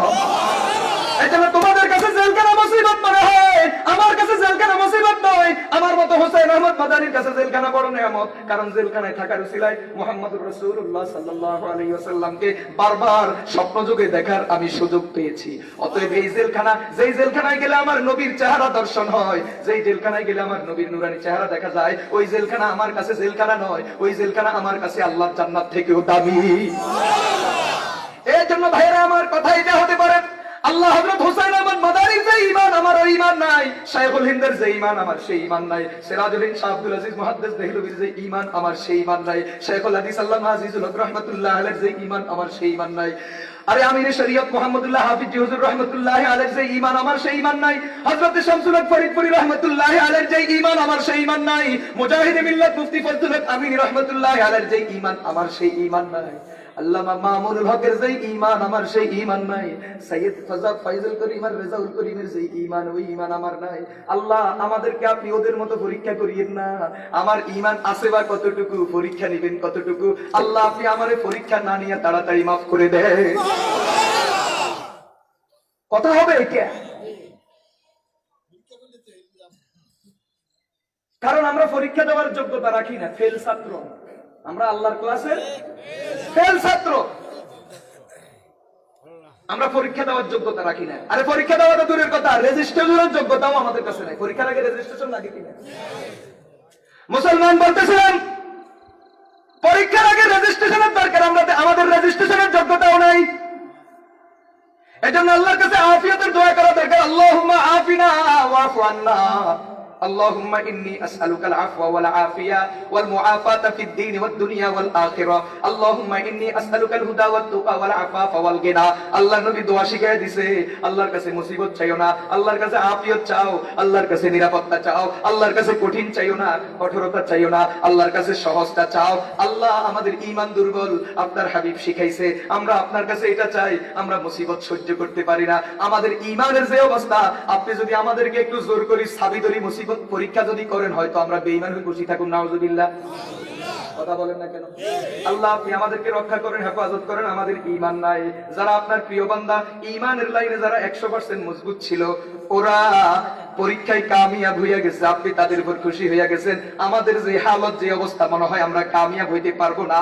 এজন্য মালিক ক্ষমা চাই, ক্ষমা চাই, পরীক্ষা করিয়েন না, পরীক্ষা করা ছাড়া আপনি আমাদেরকে পার কইরা দেন। মুসলমান বলতেছিলাম ইউনূস আলাইহিস সালাতু ওয়াস সালাম মাছের পেটে 40 রাত ছিলেন, 40 রাত দোয়া করছেন, লা ইলাহা ইল্লা আনতা সুবহানাকা ইন্নী কুনতু মিনাজ জালিমিন। এই দোয়াটা আরবি না ইংরেজি? তাইলে বোঝা গেল আরবি ভাষা সমুদ্রের তলায় মাছের ফেডের ভিতরে চলে। কথা কয় না কেন? আর কোথায় চলে, আর কোথায় চলে? শুনো মুসলমান, সহিহ বুখারীর বর্ণনা, আল্লাহর নবী সাল্লাল্লাহু আলাইহি ওয়াসাল্লাম মেরাজে গেছেননি? প্রথম আসমানে গেছেননি? দ্বিতীয় আসমানে গেছেননি? তৃতীয় আসমানে গেছেননি? চতুর্থ আসমানে গেছেননি? গেছেননি? এক এক আসমানে এক এক নবীরে পাইছেননি? ওনাদের সাথে রাসূলের কথা হইছেনি? ইংরেজি ভাষায় হইছে, বাংলা ভাষায় হইছে, উর্দু ভাষায় হইছে, কোন ভাষায় হইছে? আরবি ভাষায় হইছে। যে প্রমাণ কি বলেন? প্রমাণ হলো হাদিস শরীফ, ঠিক তবে ঠিক। প্রথম আসমানে গেছেন আদম আলাইহিস সালাম, আমার নবীরে পাইয়া বলে মারহাবাম বিল ইবনি সালেহ, কো আমার জাদু আইসনি, তোমারে ধন্যবাদ। আদম আলাইহিস সালাম আমার নবীর কো জাদু, আব্বু লেদা ফুলা বান্ডে আদর করে আব্বু কয় না? কয়নি, কয়নি। আদম আলাইহিস সালাম বলে মারহাবাম বিল ইবনি সালেহ, জাদু আসছনি, তোমারে বড় ধন্যবাদ। হাদিসে পাকের মধ্যে আছে, আমার হাবিব বলেন আনা সাইয়্যিদু বুলদি আদম ইয়াউমাল কিয়ামাতি ওয়ালা ফাখর, কিয়ামতের দিন আমি সমস্ত বনি আদমের সরদার হব।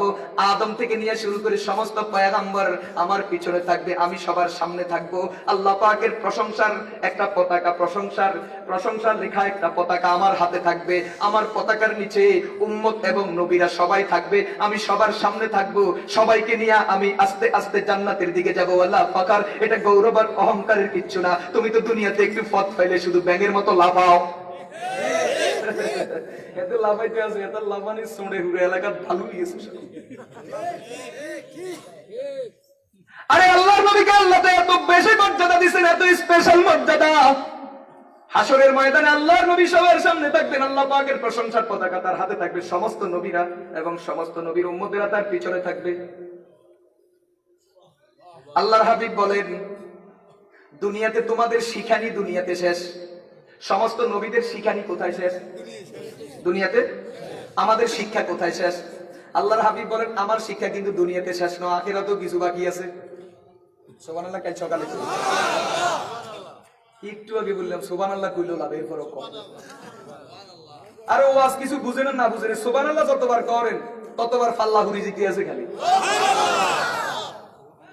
মুসলমান বলতেছে আল্লাহর হাবিব বলেন নাকি ওয়াজ ভালো লাগে? তাহলে বিষয় আরেকটা লই, ভালো ভালো এটা কর, গরম করলে যে আপনারা নারাজ হন এটাও তো জানেন। এমনি গরম ভালো লাগে, কিন্তু গরম করলে রাগ হয়, এই তো জানি। কথা কয় টাকা। মুসলমান বলতেছিলাম শুনেন, আল্লাহর হাবিব সাল্লাল্লাহু আলাইহি ওয়াসাল্লাম বলেন তোমাদের শিক্ষা দুনিয়াতে শেষ, সমস্ত নবীদের শিক্ষা দুনিয়াতে শেষ। আমার শিক্ষা দুনিয়াতে শেষ নয়, আমার শিক্ষা আখিরাতেও আছে। কি শিক্ষা জানোনি? আল্লাহ যখন কিয়ামতের ময়দানে প্রচন্ড রাগ করবেন, এমন রাগ সমস্ত নবীরা আদম থেকে নিয়ে শুরু করে হযরত ঈসা আলাইহিস সালাম পর্যন্ত সমস্ত নবীরা কাঁদতে কাঁদতে অস্থির হয়ে যাবেন। উম্মতের জন্য সুপারিশ করা তো দূরের কথা, বরং আল্লাহ পাকের গোসা দেখে নিজের ব্যাপারে নিজেরা হতাশ হইয়া যাবেন। এমন সময় আল্লাহ রাব্বুল আলামিন আমাকে এমন কিছু প্রশংসার বাক্য শিক্ষা দিবেন, তার প্রশংসা আমি দুনিয়াতে যা করছি এগুলা বাদ। এমন কিছু প্রশংসার বাক্য আল্লাহ আমাকে শিক্ষা দিবেন যেটা আমি এখনো জানি না। আল্লাহ যখন আমাকে এগুলো শিক্ষা দিবেন, আমি আরশে আজিমের নিচে গিয়া ডাইন পাশে সিজদায় পড়ে আল্লাহর দরবারে আমি এমন ভাবে প্রশংসা করা শুরু করব, এতক্ষণ আমার প্রশংসা দেখা আল্লাহ রাগ টাগ ভুলে এখন আমার মান অভিমান ভাঙাইতে ব্যস্ত হইয়া যাবে।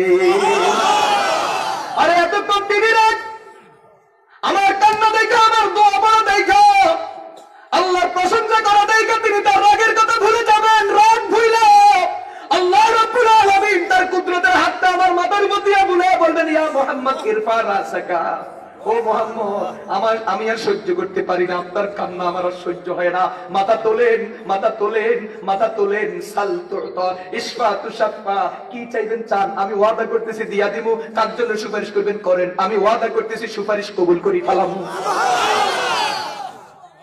আর এতক্ষণ যেই জাত রাগ, ওনার রাগের কারণে, গুসার কারণে আদম আলাইহিস সালাম কাঁদতে কাঁদতে বেহুশ, ইব্রাহিম আলাইহিস সালাম কাঁদতে কাঁদতে বেহুশ, ঈসা আলাইহিস সালাম কাঁদতে কাঁদতে বেহুশ। উম্মত দৌড়াদৌড়ি করে, উম্মত অসহায়। একবার আদমের কাছে যায়, আদম বলে আমি পারবো না। মূসার কাছে যায়, মূসা বলে আমি পারবো না। ইব্রাহিম আলাইহিস সালামের কাছে যায়, ইব্রাহিম বলে আমি পারবো না। একটু বুঝে কতজনের ফাঁদ হচ্ছেন মুক্তির জন্য, কেউ মুক্তি দেয় না। বুঝেন পরিস্থিতি কেমন কঠিন। আদম বলে আমি পারবো না, মূসা বলেন আমি পারবো না, ঈসা বলেন আমি পারবো না, ইব্রাহিম বলেন আমি পারবো না আলাইহিমুস সালাম। হযরত কারি তাইব সাহেব রাহমাতুল্লাহি আলাইহি বলেন সর্বশেষ যখন হযরত ঈসার কাছে যাবে, ঈসা বলে চলো আমি তোমাদেরকে এমন একজনের কাছে নিয়ে যাব, তিনি চাইলে হয়তোবা কিছু একটা হতে পারে। এই কথা বলে উম্মতকে নিয়ে তিনি মুহাম্মদুর রাসূলুল্লাহর কাছে চলে আসবে। মুহাম্মদুর রাসূলুল্লাহ সাল্লাল্লাহু আলাইহি ওয়াসাল্লাম বলেন সমস্ত মানুষগুলো আমার সামনে হাজির। কি প্রশংসা করব, কি কথা বলে আল্লাহর রাগ ভাঙ্গাইবো, অভিমান ভাঙ্গাইবো, ভাষা জানি না। হঠাৎ করে দেখি আল্লাহ আমাকে শিখানো শুরু করছে, দিলের ভিতরে আসা শুরু হয়েছে। শাহজিমের ডান পাশে মাথাটাকে জমিনের মধ্যে ফেলে কান্না শুরু করব, আল্লাহ পাকের এমন প্রশংসা করা শুরু করব, আল্লাহ তার সমস্ত রাগ আর অভিমানের কথা ভুলে যাবে। মুসলমান আল্লাহ তার রাগ আর অভিমানের কথা ভুলে কিসের রাগ, তার সব রাগ পানি হয়ে গেছে। এখন আল্লাহ পাক তার হাবিবকে নিয়ে ব্যস্ত। হাবিব একটু মাথা উঠানা সহ্য হয় না, আপনার কান্না আর ভালো লাগে না। আপনার কান্নায় আমার আরশ গইলা গেছে, আমার রাগ গইলা গেছে। আপনার কান্নায় গোটা হাসরের ময়দানটা ভিজে গেছে। ওগো হাবিব মাথা তোলেন, মাথা তোলেন। আমি ওয়াদা করতেছি ইরফারা সাকা সালতু তাওয়াশফাতু শাফা, কি চাইবেন আমি আল্লাহ দিতে প্রস্তুত। তার জন্য সুপারিশ করবেন, তার ব্যাপারে আমি আল্লাহ আপনার সুপারিশ কবুল করতে প্রস্তুত। কঠিন মুহূর্তেও সুপারিশ আল্লাহ কবুল করবেন, কিন্তু দুনিয়াতে অনেকের কাছে সুপারিশ কবুল অপেক্ষায় থাকো। মুসলমান বলতেছিলাম আদম আলাইহিস সালাতু ওয়াস সালাম বলেন মুহাম্মদুর রাসূলুল্লাহ সাল্লাল্লাহু আলাইহি ওয়াসাল্লামের জন্য বলেন আমি সবার সামনে থাকবো, সবাই আমার পিছনে থাকবে, এতে অহংকারের কিছু নাই। মুসলমান শুধু আপনার এই কথা বুঝাইতে চায়, আরবি ভাষা সব জায়গাতে আছে। আদম আলাইহিস সালামের লোকে যখন প্রথম আসমানে দেখা, তিনি বলেন মারহাবান বিল ইবনিস সালিহি। দ্বিতীয় আসমানে গেছেন, হযরত ঈসা আলাইহিস সালামের সাথে দেখা, তিনি বলেন মারহাবান বিল আখিস সালিহি, আমার বড় ভাই আসছে, সালাম সালাম, ধন্যবাদ ভাইকে ধন্যবাদ। তৃতীয় আসমানে গেছেন, ইউসুফ আলাইহিস সালামের সাথে দেখা, তিনি বলেন মারহাবান বিল আখিস সালিহি, আকুন মানে ভাই। চতুর্থ আসমানে গেছেন, সেখানে হযরতে ইদ্রিসের সাথে দেখা, ইদ্রিস আলাইহিস সালাম বলবেন মারহাবান বিল আখিস সালিহি। পঞ্চম আকাশে গেছেন, হযরতে মূসা আলাইহিস সালামের সাথে দেখা, তিনি বলেন মারহাবান বিল আখিস সালিহি। ষষ্ঠ আকাশে গেছেন, সেখানে হযরতে হারুন আলাইহিস সালামের সাথে দেখা, তিনিও বলেন মারহাবান বিল আখিস সালিহি। সপ্তম আকাশে গেছেন, সেখানে হযরত ইব্রাহিমের সাথে দেখা, তিনিও বলেন মারহাবান বিল ইবনিস সালিহি, আমার ছেলে আসছে, ছেলের ধন্যবাদ। সপ্তম আসমানে যিনি, তিনিও বলেন ছেলে আইছে। প্রথম আসমানে যিনি, তিনিও বলেন ছেলে আইছে। মাঝখান দিয়ে পাঁচ আসমানে যে পাঁচজন আছে, ওরা বলে আঙ্গ ভাইয়া আইছে। মজাটা কি, কেমনে যে বুঝাইতাম এটার ভিতরে যে কি মজা। মুসলমান বলতেছিলাম, এই মজা বুঝার মতো দিল লাগে, দিল না থাকলে বুঝা যায় না। আজকে মুসলমানের দিলটা মরে গেছে, মরা দিল দিয়ে এই মজা বুঝা যাবে না। এই মজা বুঝতে হলে দিল লাগে। ওই দিল যাদের আছে, তারা মজা বুঝে বুঝতে বুঝতে বেহুশ হইয়া যায়। আরেকটা মনে আছে, বলতাম নি মুসলমান, হযরত মূসা আলাইহিস সালাতু ওয়াস সালাম আল্লাহকে দেখতে চাইছেন, আল্লাহ বলছেন লান তারানি, পারবা না। মূসা বলেন আল্লাহ দেন, আমি পারবো। আল্লাহ বলেন পারবা না। মূসা বলেন আল্লাহ চেষ্টা করে দেখি। আল্লাহ বলেন পারবেন না।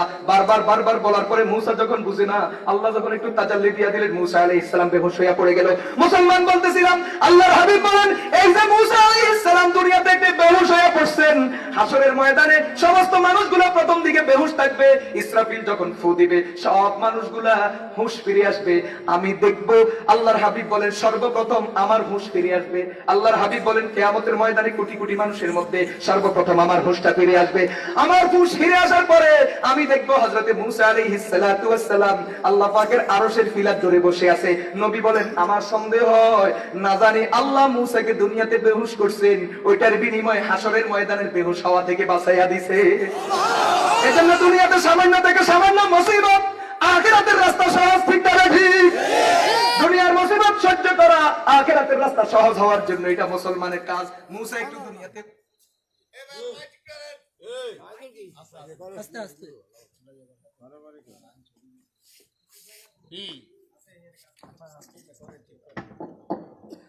ভাইরা আমার বলতেছিলাম, মূসা আলাইহিস সালাতু ওয়াস সালাম দুনিয়াতে সামান্য মুসিবত সহ্য করছেন, আল্লাহ এটাও মাহরুম করেন নাই। এই মুসিবতের বিনিময়ে আখিরাতের বড় এক মুসিবত থেকে আল্লাহ হযরত মূসাকে বাঁচাইয়া দিবে।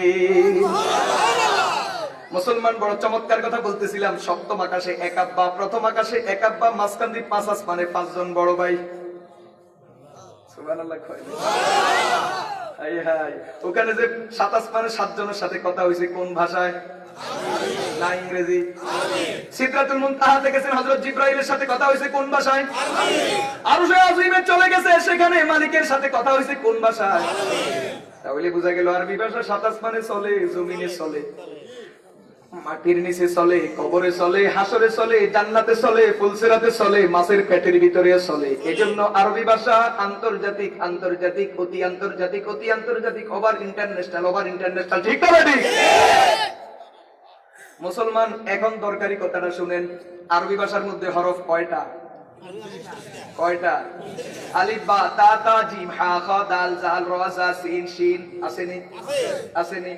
আলিফ থেকে নিয়ে ইয়া পর্যন্ত যতগুলো হরফ, মুসলমান দরকারি কথা শুনেন, প্রত্যেকটা হরফ আল্লাহ পাক রব্বুল আলামিন তার পেয়ারা হাবিব সাল্লাল্লাহু আলাইহি ওয়াসাল্লামের নামের প্রথম হরফ থেকে নিছেন। সুবহানাল্লাহ কয় না? আরবি ভাষার 29 হরফের প্রত্যেকটা হরফ প্রথম নিছেন, আর বন্ধুর নামের শুরু হরফ থেকে নিছেন। যেমন মুসলমান আরবি ভাষার প্রথম হরফ আলিফ, আলিফ দিয়ে আমার নবীর নাম আহমদ। ওয়া মুবাশশিরান বিরাসূলিন ইয়াতি মিন বাদ ইসমুহু আহমদ। আল্লাহ বলেন জানোনি আমার জন্মের 600 বছর আগে হযরত ঈসা আলাইহিস সালাতু ওয়াস সালাম বনি ইসরাইলকে একজন নবীর সুসংবাদ দিয়ে গেছেন। বনি ইসরাইল বলে, ও বনি ইসরাইল, আমার পরে একজন নবী আসবে, ওই নবীর সুসংবাদ গ্রহণ করো, নবীর নাম হবে আহমদ। আহমদের প্রথম হরফ আলিফ, আরবি ভাষার প্রথম হরফ আলিফ, তাহলে আহমদের থেকে আরবি ভাষার প্রথম হরফ আলিফ আসছে, ঠিক না বেঠিক? এখন কথা আরেকটা মনে আছে, কইতাম নি আগে সাইড রাইট কটা হইতেছে, ওয়াজ 1 ঘন্টা করুন, বেশি করুন, ওয়াজ হবে মাত্র 1 ঘন্টা, 1 ঘন্টা 2 মিনিট হয়েছে আল্লাহ দিয়ে। আচ্ছা 10 মিনিট শেষ করে দিই। মুসলমান বলতেছিলাম, শুনেন, যত ইবাদত আছে সব ইবাদতের মধ্যে সেরা ইবাদত কি? কয় না? সেরা ইবাদত কি? নামাজ। নামাজের মধ্যে অবস্থা কয়টা বলেন? কয়টা? 4টা। কয়টা? কিছুক্ষণ দাঁড়াবেন, কিছুক্ষণ রুকুতে থাকবেন, কিছুক্ষণ সিজদায় থাকবেন, কিছুক্ষণ বসবেন। কিয়াম, রুকু, সুজুদ, জুলুস, কয় জিনিসের নাম নামাজ? আল্লাহর নবীর এক নাম মুহাম্মদ আহমদ, আহমদের মধ্যে হরফ 4টা।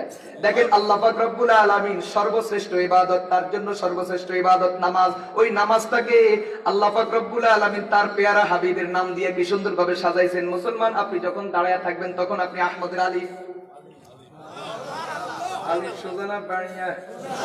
নামের মতো তেড়া, আলিফ সোজা। আহমদের আলিফ আপনি যতক্ষণ দাঁড়ায় থাকবেন, যখন আপনি রুকুর মধ্যে চলে গেছেন তখন হা কিসের মতো হয়ে গেছে? একটা মানুষ যখন, নামাজি মানুষ যখন রুকুর মধ্যে যায় তখন হার মাথাটা আগ দিয়ে দেখবেন, ওই ফ্যাট দরকার নাই, কারণ যখন মোরাক্কাবের মধ্যে এসে যায়, যখন সংযুক্তর মধ্যে এসে যায়, তখন আহমদের হার আর পেট থাকে না, হার মাথাটা মিলে যায়। যখন একজন মুসলমান রুকুর মধ্যে যায় তখন দেখবেন হা কিসের মতো। এরপরে যখন একজন মানুষ যখন সিজদার মধ্যে চলে যায় তখন হলো মিম। একজন মানুষ যখন সিজদা থেকে উঠে যখন বসে তখন দেখতে দাল, আহমদ। আল্লাহু আকবার বলেন। সর্বশ্রেষ্ঠ ইবাদত নামাজ। আল্লাহ নামাজটাকে সাজাইছেন আহমদের 4টা হরফ দিয়া, আলিফ, হা, মিম, দাল। যখন দাঁড়াইবেন তখন আলিফ, যখন রুকুতে যাবেন তখন হা, যখন আপনি সিজদায় যাবেন তখন মিম, যখন বসবেন তখন দাল। আল্লাহু আকবার বলেন। এজন্য আল্লাহর হাবিব বলেন, যখন সালাম ফিরাইবা আল্লাহর পক্ষ থেকে ঘোষণা, তোমার জন্য জান্নাত রেডি। মুসলমান বলতেছিলাম, আরবি ভাষার হরফ হলো 29টা, প্রত্যেকটা হরফ আল্লাহর নবীর কোন না কোন নাম দিয়ে সাজানো। আলিফটা আসছে আহমদের আলিফ থেকে। বা, আমার নবীর এক নাম বাশির। বাশির মানে সুসংবাদদাতা। আমার নবী দুনিয়ার মানুষকে জান্নাতের সুসংবাদ দিয়ে গেছেন, ঠিক না বেঠিক? বাশিরের প্রথম হরফ বা, আরবি ভাষার দ্বিতীয় হরফ বা। শিবলি কইতাম 3 নম্বর হরফ তা, তালিল কুরআন। আমার নবী কোরআনে কারীমের প্রথম তেলাওয়াতকারী। পৃথিবীতে প্রথম কোরআনে কারীম তেলাওয়াত করছেন কে? পৃথিবীতে প্রথম কোরআন তেলাওয়াত করছে কে? এর আগে কেউ কি তেলাওয়াত করতে পারে? আসমানে তেলাওয়াত করেছেন আল্লাহ, তিনি প্রথম তেলাওয়াত করেছেন। জমিনে প্রথম তেলাওয়াত করেছেন মুহাম্মাদুর রাসূলুল্লাহ সাল্লাল্লাহু আলাইহি ওয়াসাল্লাম। তাবিয়া রাসূলের আরেকটা নাম তাকিয়ুন। আনা আতকাকুম লিল্লাহি ওয়া আখশাকুম ওয়া আলামুকুম বিল্লাহ। আল্লাহ বলেন, পৃথিবীতে যত মানুষ আল্লাহকে যতটুকু ভয় করে, আমি একা এর থেকে বেশি আল্লাহকে ভয় করি। আমি আল্লাহ সবচেয়ে বড়, আমি আল্লাহর নবী সবচেয়ে বড় মুত্তাকি। সুবহানাল্লাহ। সাদিয়া সাকিব। সাকিব মানে উজ্জ্বল নক্ষত্র, তারা, ধ্রুব তারা। আল্লাহ পাক রব্বুল আলামিন পৃথিবীতে হেদায়েতের আসমানে, হেদায়েতের আকাশে যত নক্ষত্র পাঠাইছেন, সবচেয়ে উজ্জ্বল নক্ষত্রের নাম মুহাম্মদ সাল্লাল্লাহু আলাইহি ওয়াসাল্লাম। আন-নাজমুস সাকিব। আল্লাহর নবীর আরেকটা নাম হলো সাকিব। সাকিব থেকে সা, এটা আরবি ভাষার 4 নম্বর হরফ। সুবহানাল্লাহ বলেন। জিম। আমাদের নবী জামিল, সবচেয়ে বেশি সুন্দর। ইন্নাল্লাহা জামিলুন ইউহিব্বুল জামাল। আল্লাহ নিজেও সুন্দর, সুন্দরকে পছন্দ করেন। আল্লাহ যতটুকু সুন্দর ততটুকু সৌন্দর্যের বহির প্রকাশ ঘটাইছেন মুহাম্মাদুর রাসূলুল্লাহ সাল্লাল্লাহু আলাইহি ওয়াসাল্লামকে বানাইয়া। আম্মাজান হযরত আয়েশা সিদ্দিকা রাদিয়াল্লাহু তাআলা আনহা বলেন, শোনো, ইউসুফ আলাইহিস সালামকে দেখে মিশরের মহিলারা হাত কাটছে। আল্লাহর কসম করে বলি, যদি তারা আমার মুহাম্মদকে দেখতো, আমার স্বামীকে দেখতো, হাত নয় কলিজা কেটে ফেলতো, তাদের খবর থাকতো না। ইউসুফ রাশাদিদা। ওগো আল্লাহর হাবিব, ইউসুফ আলাইহিস সালামের সৌন্দর্যের কথা শুনেছি, আর আপনার সৌন্দর্য নিজের চোখে দেখেছি। কথা বলেন না কেন? লানা শামসুন ওয়ালিল আফাকি শামসুন ওয়া শামসি আফজালু শামসিস সামাই। হযরত আয়েশা বলেন দুনিয়ার আকাশে একটা সূর্য আছে আর আমারও একটা সূর্য আছে। আমার সূর্যটা কখন উদিত হয় জানোনি? ওয়া শামসি তাতলাউ বাদাল ইশাই। আমার সূর্যটা উদিত হয় যখন রাত্রে ইশারের পরে আমার নবী আমার ঘরে আসে। আল্লাহু আকবার। মুসলমান, আপনাকে একটা কথা বলি, আল্লাহর নবীর সৌন্দর্য বোঝার জন্য শামাইলে তিরমিজি থেকে একটা হাদিসের অংশ শোনাই। মানুষ যত সুন্দর হোক দেখবেন গর্দান কালো, ঘাড়টা কি? ঘাড় কালো হওয়ার অনেকগুলা কারণ। এক নম্বর কারণ হলো এখানে ময়লা বেশি জমে। দুই নম্বর মাথার চুল ঘাড়ের কাছে, চুলের কালোর কারণে এখানে কিছুটা কালো এমনি মনে হয়। এই জন্য দেখবেন জামার কলারে ময়লা বেশি হয়। নোয়াখালী ভাষায় ছাতা বেশি। দেখবেন জামার অন্য জায়গাতে ছাতা এত বেশি হয় না, কলারের মধ্যে যেই পরিমাণ ছাতা হয়। আল্লাহর হাবিব কত সৌন্দর্য ছিলেন, তার গর্দানের সৌন্দর্য শুনে বলেন হযরত আলী রাদিয়াল্লাহু তাআলা আনহু বলেন কান্নাহু কাহু জিদু দুমিয়াতিন ফি সাফাইল ফিজ্জা। আল্লাহর নবীর গর্দানটা কত সুন্দর জানোনি? কম মনে হয় যেন নতুন করে খনির থেকে মাত্র নতুন করে রূপা তুলছে। নতুন তোলা রূপা শুনে এখনো সুবহানাল্লাহ বলার সময় শুনেন, এখনো ইয়ের থেকে খনির থেকে মাত্র নতুন রূপা তুলছে। নতুন রূপা তুইলা এটা দিয়ে একটা রূপার পাত্র বানাইছে, একবারে পরিষ্কার স্বচ্ছ। ওই রূপার পাত্রের মধ্যে একজন শিল্পী, একজন চিত্রকর যদি নিজের ইচ্ছা মতো মন মতো যদি একটা ফুতুল আঁকে, ওই ফুতুলটাকে রূপার পাত্রের মধ্যে দেখতে যত সুন্দর মনে হয়, আল্লাহর কসম করে বলি আল্লাহর নবীর গর্দানটা এর থেকেও বেশি সুন্দর ছিল। যার গর্দান এত সুন্দর না জানি তিনি কত সুন্দর। এজন্য আমার নবীর জামিল সবচেয়ে বেশি সুন্দর। জামিলের প্রথম হরফ জিম, আরবি ভাষার একটা হরফ হলো জিম। জিম নামে জিম, জিমের পরে হা। আমার নবী হামিদ, হামিদ থেকে হা, হার পরে খা। আমার নবী খাতামুন নবিয়্যিন, আনা খাতামুন নবিয়্যিন লা নাবিয়্যা বাদি। আমি শেষ, আমার পরে আর কোন নবী আসবে না। ঠিক না বেটি? মা কানা মুহাম্মাদুন আবা আহাদি মির রিজালিকুম ওয়ালাকিন রাসূলুল্লাহি ওয়া খাতামান নাবিয়্যিন ওয়া কানা আল্লাহু বিকুল্লি শাইইন আলিম। আল্লাহু আকবার বলেন। আমাদের নবী শেষ নবী। ঈসা আলাইহিস সালাম নবী, আদম আলাইহিস সালাম নবী, মূসা আলাইহিস সালাম নবী। আমাদের নবীকে যদি কেউ শুধু নবী বলে সে কখনো ঈমানদার হতে পারবে না, বরং আমাদের নবী শেষ নবী এবং শ্রেষ্ঠ নবী। কাদিয়ানির সাথে, কাদিয়ানির বাচ্চা বেঈমানদের সাথে আমাদের ঝামেলা এই জায়গাতে। তারা মুহাম্মদকে নবী বলে, তবে শেষ নবী বলে না।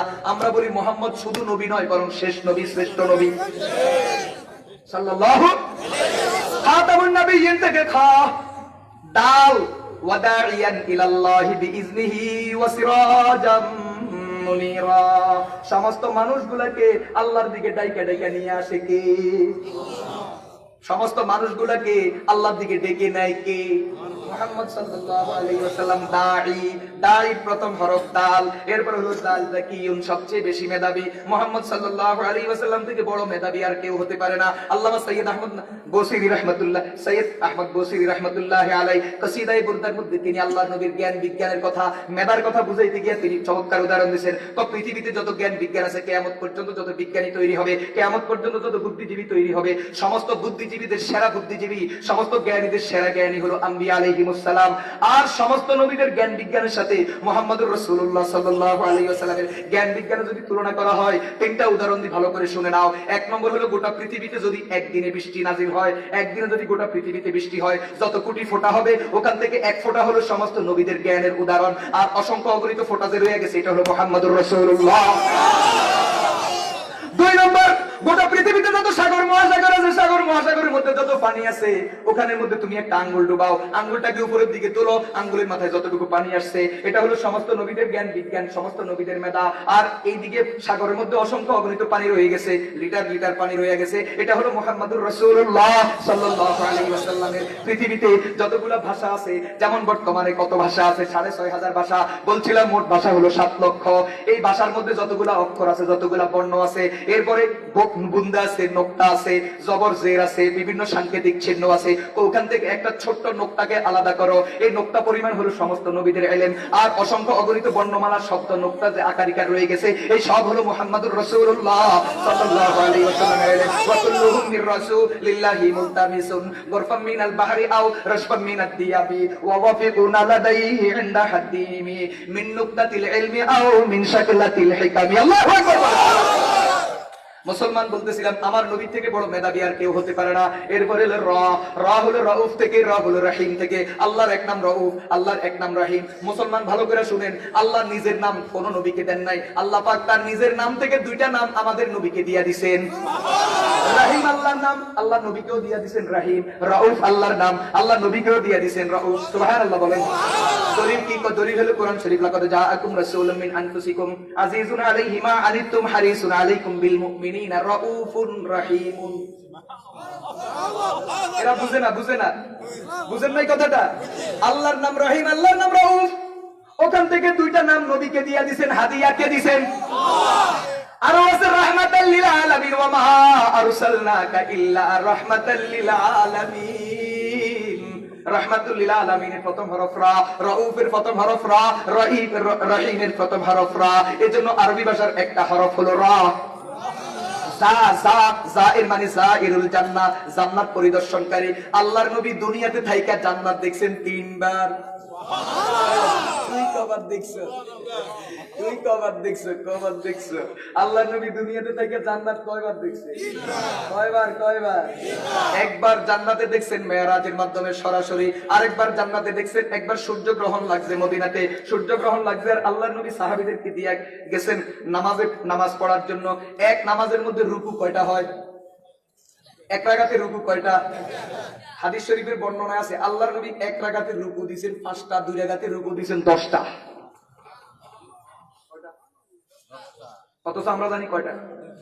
সাহাবীরা বুঝেন না ঘটনা কি? রাসূল এত রুকু দেয় এখানে নামাজ সালাম ফিরানোর পরে দর্শি ইয়া রাসূলুল্লাহ প্রতিদিন নামাজের রুকু একটা, আজকে 5টা করে 10টা কারণটা কি? এগুলা রুকু ন তো কিচ্ছে। আমি যখন নামাজে দাঁড়াইছি আল্লাহ আমার সামনে জান্নাত তুলে দিচ্ছি। কি তুলে দিচ্ছি? আমি দেখি যে জান্নাতের মধ্যে ফলগুলা পেকে সব বাতাসের সাথে এভাবে দোল খাইতেছে। আঙ্গুর গাছে আঙ্গুর, মিষ্টি মিষ্টি আঙ্গুর। আমার মনে চাইছে আমি একটু লই ফেলামো 100। এই লইবার জন্য হাত বাড়াইছি, সামনের দিকে ঝুঁকছিলাম। হঠাৎ খেয়াল হয়েছে জান্নাত তো না দেখে বিশ্বাসের না, লই ফালাইলে তো কারবার শেষ। এই জন্য আমি আর লইল। কিন্তু যদি লইতাম, যদি 100টা আঙ্গুর লইতাম, কিয়ামত পর্যন্ত সারা দুনিয়ার মানুষের জান্নাতের 100টা আঙ্গুর খাই শেষ করতে পারতো না। অনেকে এখন বিজ্ঞান দিয়ে বিচার করবে, এই বেহুদা কথা মৌলবীরা বাড়াই ছাড়ে। কবরে গেলে হিডা খেলে বুঝবি মৌলবীরা বাড়াই কোনা ঠিক মতো। কিছু মানুষেরই হিডা দিয়ে সোজা করতে নোয়াখালীর ভাষাকে আটবাগনি, হিডির বেতন আটবাগনি হড়বো, লাতি জন হড়বো, তখন বুঝবি ঠিক মতো। মৌলবীর কথা সোজা না উল্টা তখন বুঝবি, এখন বুঝো না। কথা কয় না কা? পদের হাড্ডি তখন বুঝবি আর কিন্তু লাভ হবে না। কথা বলেন না কেন? ও আবার মনে কষ্ট হয়েছে নি? আমি এগুলোকে ভয় পাই। মুসলমান বলতেছিলাম শুনেন, আল্লাহর নবী দুনিয়াতে থেকে জান্নাত দেখছেন কয়বার? একবার দেখছেন মেরাজে, আবার দেখছেন নামাজে, আবার দেখছেন স্বপ্নের মধ্যে। তুমি স্বপ্নের মধ্যে উল্টা পাল্টা দেখো, ভোর রাত্রে উঠি লুঙ্গি লুই দৌড়ো। আর আমার নবী স্বপ্নের মধ্যে জান্নাত দেখে, জান্নাত জান্নাত। বুঝি না এই মজা বুঝতে হলে দিল লাগবে, বুঝতি না দিল নষ্ট হয়েছে। কার পিছে হাঁটি হাঁটি দিলটারে নষ্ট করি ফেলেছে, এরা কিচ্ছু বুঝে না। যুবকেরা, হ্যাঁ এখন ওই যে আল মাফাজ ইসলামী যুব পরিষদ এই পাঠাঘাটটা যারা করছে এটা তো হেদের ঠেকা, নামনাকে তো কোনো কাম নাই। ঠিক আছে, এখন কি চিন্তা নিন্দা করবেন নি কোনো নতুন করে? সহযোগিতা করবেন নি? আল্লাহর দ্বীনকে সহযোগিতা করবে। ইন তানসুরুল্লাহ ইয়ানসুরকুম ওয়া ইসাব্বিত আকদামাকুম। আল্লাহর দ্বীনকে যদি সাহায্য করো আল্লাহ তোমাকে সাহায্য করবেন, আর বিপদের মুহূর্তে আল্লাহ তোমার পাকে মজবুত ভাবে হকের উপর টিকে রাখবেন। বিপদে তুমি কখনো হতাশ হবে না। মুসলমান বলতেছিলাম আল্লাহর নবীর আরেকটা নাম জাইরুল জান্নাহ। দুনিয়াতে থেকে জান্নাত পরিদর্শনকারী। আল্লাহর নবী 3 বার জান্নাত পরিদর্শন করেছেন। জাইর শব্দের প্রথম হরফ জা, এজন্য আরবি ভাষার একটা হরফ জা। সিন সাইয়্যিদুল বাশার, সাইয়্যিদুল আম্বিয়া, সাইয়্যিদুল মুরসালিন। সমস্ত মানুষের সরদার, নবীদের সরদার কে? মুহাম্মদুর রাসূলুল্লাহ সাল্লাল্লাহু আলাইহি ওয়াসাল্লাম। সাইয়্যিদের প্রথম হরফ সিন। এরপর শিন শাফিউল মুজনিবিন, অপরাধীদের পক্ষে কিয়ামতের ময়দানে আল্লাহর দরবারে সুপারিশ করবে কে? তোমার আব্বাই করিব। তুমি যার পিছনে দৌড়ো হে করিব, কে করিব সুপারিশ করিব কে? মান্দাল্লাযী ইয়াশফাউ ইনদাহু ইল্লা বিইذনিহি। এদিন সুপারিশ তো দূরের কথা, সুপারিশের সাহসও কারো আসবে না, ঠিক না বেটি? সুপারিশ করার জন্য পারমিশন লাগে। আদালতে আসামির পক্ষে সুপারিশ করতে হলে নির্দিষ্ট আইনজীবী লাগে, অ্যাডভোকেট লাগে, ব্যারিস্টার লাগে। আল্লাহর হাবিব বলেন কিয়ামতের ময়দানে ব্যারিস্টার মাত্র একজন হবে, ব্যারিস্টারের নাম হলো মুহাম্মদ সাল্লাল্লাহু আলাইহি ওয়াসাল্লাম। শাফিউল মুজনিবিন, শাফিউল এর প্রথম হরফ শিন, এজন্য আরবি ভাষার একটা হরফ হলো শিন। সাদ সাফিউল্লাহ, আল্লাহর বন্ধু, খাঁটি বন্ধু, খাঁটি। সাফিউল মানে কি? আল্লাহ পাক রব্বুল আলামিন বলেন আমার যত বন্ধু আছে, যত মানুষের আমি বন্ধু বানাইছি, যত মানুষের লগে প্রেম করছি, সবচেয়ে খাঁটি প্রেম, সঠিক বন্ধুত্ব, পিওর বন্ধুত্ব একজনের সাথে, মুহাম্মদ সাল্লাল্লাহু আলাইহি ওয়াসাল্লাম। যামিন মানে জিম্মাদার, উম্মতের জিম্মাদার কে? মুহাম্মদুর রাসূলুল্লাহ সাল্লাল্লাহু আলাইহি ওয়াসাল্লাম। এজন্য আরবি ভাষার একটা হরফ দাদ। সুবহানাল্লাহ বলেন। তাইয়্যিব, তাহির, সবচেয়ে বেশি পবিত্র, সবচেয়ে উত্তম, উৎকৃষ্ট কে? মুহাম্মদুর রাসূলুল্লাহ সাল্লাল্লাহু আলাইহি ওয়াসাল্লাম। তাইয়্যিব এবং তাহিরের প্রথম অক্ষর ত, এজন্য আরবি ভাষার একটা হরফ ত। এরপর হলো যাহির, যাহির মানে বিজয়ী, পৃথিবীতে সবার উপরে, সব ধর্মমতের উপরে ইসলাম বিজয়ী, মুহাম্মদুর রাসূলুল্লাহ সাল্লাল্লাহু আলাইহি ওয়াসাল্লাম আদর্শ বিজয়ী, ঠিক না ঠিক? আইন, আব্দুল্লাহ, পৃথিবীতে সব নবী নিজেরে আব্দুল্লাহ বলে দাবি করছে, কিন্তু আল্লাহ স্বীকার করে না, অস্বীকারও করে না, সেটা ঠিক। বাকি আল্লাহ নিজের থেকে বলে নাই। ঈসা আলাইহিস সালাম বলছে আমি আব্দুল্লাহ, ইন্নী আব্দুল্লাহ আতানিয়াল কিতাবা ওয়া জাআলানি নাবিয়্যা ওয়া জাআলানি মুবারাকান আইনামা কুনতু ওয়া আওসানি বিস সালাতি ওয়াজ যাকাতি মা দুমতু হাইয়্যা। আল্লাহু আকবার। ঈসা আলাইহিস সালাম নিজেরে আব্দুল্লাহ বলে পরিচয় দিয়েছে। আর আমার নবী নিজে বলার আগে আল্লাহ নিজেই কয় আমার বন্ধু আব্দুল্লাহ। সুবহানাল্লাযী আসরা বিআবদিহি, সুবহানাল্লাযী আসরা বিআবদিহি। একজনের রাজার মাইয়া বিয়ে করতে চায়, কত দূরে গেছেন, অর্ধেক ঠিক কমানি আই রাজি, রাজা রাজি হইলে সিটিং করে করে আমি রাজার মাইয়া বিয়ে করব, কত দূরে গেছেন, অর্ধেক ঠিক কমানি আমি রাজি আছি। এখন রাজার মাইয়া রাজি হলে বিয়েটা হয়ে যাইব। আপনি যতই কোন আমি আল্লাহর গোলাম, আল্লাহর গোলাম, আল্লাহর গোলাম, আল্লাহ যদি আপনার গোলাম বলে স্বীকার না করে পিঠের চামড়া থাকবে? আর আমার নবী তো এমন এক নবী, আমার নবীকে আল্লাহ নিজেই ঘোষণা দেয় সুবহানাল্লাযী আসরা বিআবদিহি লাইলাম মিনাল মাসজিদিল হারামি ইলাল মাসজিদিল আকসা। আল্লাহু আকবার বলেন। আল্লাহর নবীকে আল্লাহ নিজে আব্দুল্লাহ বলে ঘোষণা দিয়েছেন, ঠিক না বেঠিক? আইন মানে আব্দুল্লাহ, আব্দুল্লাহর প্রথম হরফ আইন, ঠিক না বেঠিক? গায়িন মানে গায়ুর, আনা আযিয়ারু মিনকুম, তোমাদের মধ্যে সবচেয়ে বেশি আত্মমর্যাদা আমার। আমার নবীর আত্মমর্যাদা থেকে আর কারো আত্মমর্যাদা বেশি হতে? এই গায়ুরের প্রথম হরফ হলো গায়িন। ফা, ফাতিহ, বিজয়ী, ফারিক বাইনাল হক ওয়াল বাতিল, সত্য মিথ্যার মাঝে পার্থক্য সৃষ্টিকারী, ব্যবধান সৃষ্টিকারী। এই ফারিকের প্রথম হরফ ফা, এজন্য আরবি ভাষার একটা হরফ ফা, ঠিক না বেটি? ফা মানে হলো কফ, কফ কারিয়ে কোরআন। আল্লাহর নবী কোরআনের কারি, পৃথিবীতে প্রথম কেরাত তিনি করেছেন। কারির প্রথম হরফ হলো কাফ, ঠিক না বেটি? কাফ, কাফ এটা কাফিল থেকে, কাফিল মানে জিম্মাদার। আল্লাহর নবী উম্মতের জিম্মাদার, বলেন সুবহানাল্লাহ। লাম, লাইমুশ শাইতান, পৃথিবীতে যত মানুষের শয়তানের বেশি বিরোধিতা করছে, আল্লাহর নবী বলেন সবচেয়ে বেশি শয়তানের বিরুদ্ধে আমি করছি। সেখান থেকে লাম। মিম, কয়টা নিবেন? মুহাম্মদ। মিম মুবাশশির, কথা কয় না, সুবহানাল্লাহ কয় না। মিম মুহাম্মদ, মিম মুবাশশির, মিম মুজাম্মিল, মিম মুদাসসির। আল্লাহু আকবার। নূর, নূর, قد جاءكم من الله نور وكتاب مبين।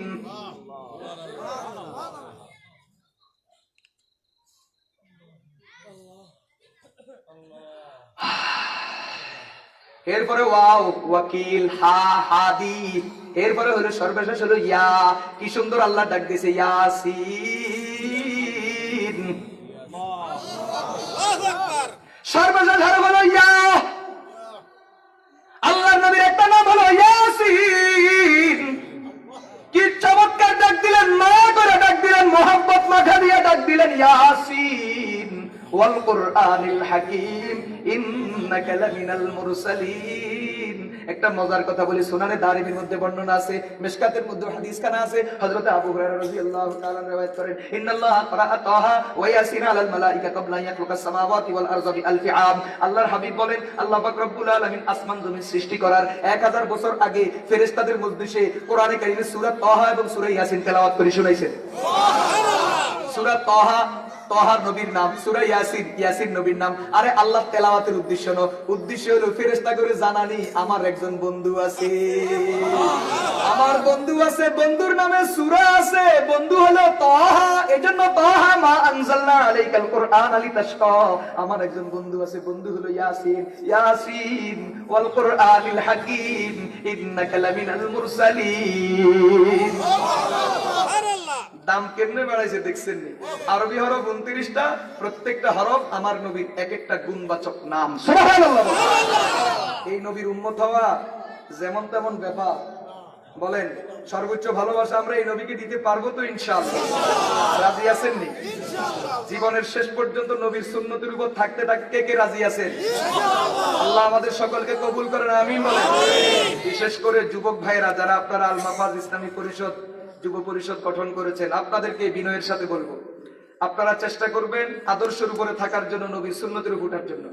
তাহলে ইনশাআল্লাহ গোটা সমাজের মধ্যে একটা মডেল তৈরি হবে, আদর্শ তৈরি হবে। আপনাদের দেখা দেখি যুবকরা পরিবর্তন হতে শুরু করবে, ঠিক না ঠিক?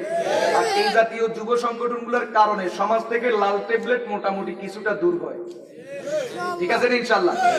আর যাদের সন্তানরা এই সংগঠনে যোগ দিয়েছে, হতাশ হইবেন না, দোয়া করবেন, এটার দ্বারা ইনশাআল্লাহ তাদের জীবন আলোকিত হবে। আজকে বাচ্চা কাচ্চারা বিভিন্ন লাইনে গিয়া সব বাবাখোর গাঁজাখোর তৈরি হইতে আছে, কদিন পরে নানি শাশুড়ি লই ফালায়। কি লই ফালায়? বলে হুজুর নানি শাশুড়ি কেমনে ফালায়? মানে অর্থাৎ হাতে মোবাইলে এমন জনের লগে ফ্রেম করে, দেখে না তো ওই যে মোবাইলে কথায় কথায় ফ্রেম, পরে যেদিন লই ফালায় দেখে যে ইন্না লিল্লাহ, এটা তো আমার নানি শাশুড়ির বয়স। খোলার বয়স 18, মহিলার বয়স 50। খোলার বয়স 18, মহিলার বয়স 45। ঘটনা আসেনি? আবার এরকম ঘটনাও ঘটে, মাইয়া প্রেম করে মোবাইলে, যেদিন ফালাইছে দেখে যে হাইরে যার লগে ফালাইছি এটা তো আমার দাদা শ্বশুরের বয়স। পুরার বয়স 70, মাইয়ার বয়স 15। মিলছে নি? চমৎকার। সমাজ এইভাবে ধ্বংস করবে তারা যদি ইসলাম না মানুষ। ও হেও কয় ঠিক, ঠিক আছে নি? ঠিক আছে নি? এই জন্য আপনাদের যুবকেরা যারা এই সংগঠনে যোগ দিয়েছেন, আমি আশা করি ইনশাআল্লাহ তারা ওই বিপথে যাবে না, ঠিক না বেটি? আল্লাহ তাদেরকে কবুল করেন, তাদের উসিলায় পুরো সমাজকে আলোকিত করেন, আমিন বলেন। যুবকের শক্তি মুরব্বীদের দোয়া। বলেন কয়টা? যুবকের মুরব্বীদের মুরব্বীরা খাইলে দোয়া করলে কাম হইতো না, যুবকে যদি কাম না করে। আর যুবকে খাইলে কাম করলেও লাভ হইতো না, মুরব্বীরা যদি দোয়া না করে। দুইটা জিনিস যদি একসাথে হয়, যুবকদের শক্তি মুরব্বীদের দোয়া, দুইটা যদি একসাথে হয়, পৃথিবীতে ইসলামকে আর কেউ ঠেকাইতে পারবে আমরা চাই সেই আদর্শ এই বাবুনগর সমাজ থেকে তৈরি হোক। না দোয়া করতে হিসাবে করি, বড় ভাই বড় ভাই দুরূদ শরীফ পড়ি। আল্লাহুম্মা সাল্লি আলা মুহাম্মাদ ওয়া আলা আলি মুহাম্মাদ কামা সাল্লাইতা আলা ইব্রাহিম ওয়া আলা আলি ইব্রাহিম ইন্নাকা হামিদুম মাজিদ। আল্লাহুম্মা বারিক আলা মুহাম্মাদ